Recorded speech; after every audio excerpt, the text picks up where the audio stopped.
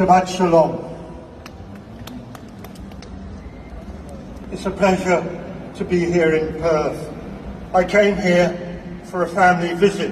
I didn't expect to be standing on a platform talking about Palestine and genocide and the use of anti-Semitism slurs to silence our voices. I wasn't expecting to speak, so I had to borrow a keffiyeh, because I didn't think to bring mine with me in my suitcase. I'm a proud London Jew.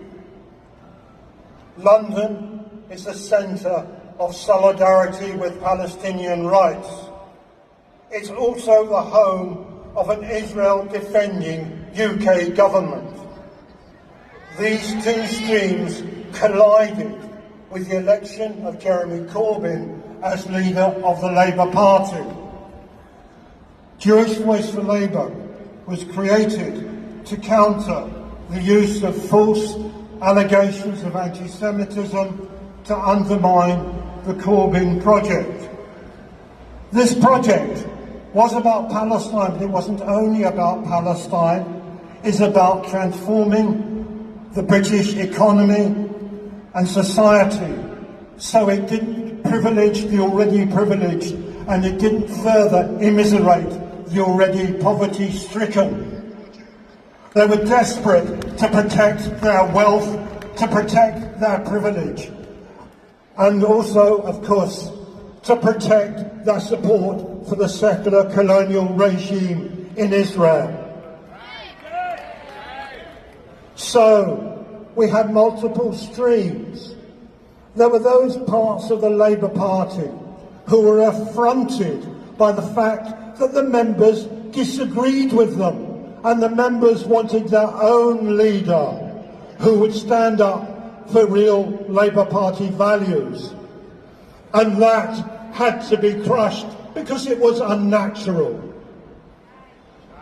We also had the Tory party. Of course, they latched on to anti-Semitism allegations because that's the day job of the Conservative Party. It's their day job to crush any uprising of ordinary people to defend their rights. And we had the pro-Israel lobby who were determined not to have the leader of the largest political party in Western Europe supporting Palestinian rights. These were three distinct groups, maybe with overlapping membership, who wanted to stop us. And they used every dirty trick in the book to achieve that. So Jewish Voice for Labour was there to say not all Jews were defenders of Israel Jewish supremacism. There were Jews who stood up for human rights and universal values.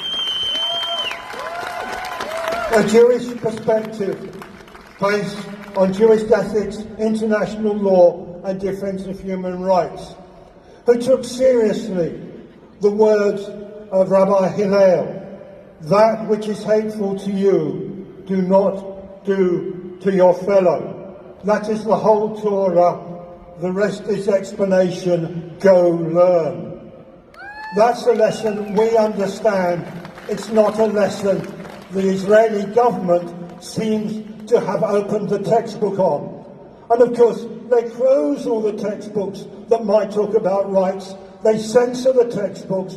They censor anything in Israel that might cast light on the history, the sad history of that country, and the sadder history of the people who are already there. We were driven out of our party for our pains, but we were not silenced. We keep on shouting, we keep on fighting. We are now a core member of the Jewish Bloc. There always was a Jewish Bloc that joined in pro-Palestine demonstrations. It used to be a dozen or so people of my age and my background. Now the Jewish Bloc is 1,000 or so or more of Jews of all backgrounds, of all ages, not all secular Jews like me, but many deeply observant Jews who are disgusted about what is happening to their religion and what is being done, said in the shuls and synagogues of Britain, to defend the indefensible. This I find disgusting. They find it deeply hurtful. They find it hurtful to go to synagogue on a Saturday morning and look at the Bimna and see Israeli flags there, to see the flags of tyranny in a place of worship.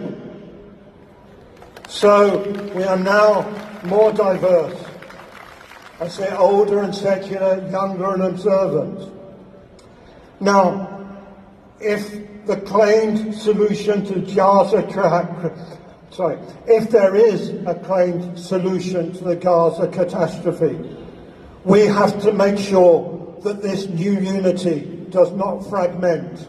We need to deepen the networks and relationships between groups who have not always been easy partners, who have not always liked and trusted each other.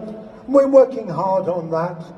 We're holding regular Shabbos evenings to share food, to share dance, to share music, to share friendship. But that's enough about us.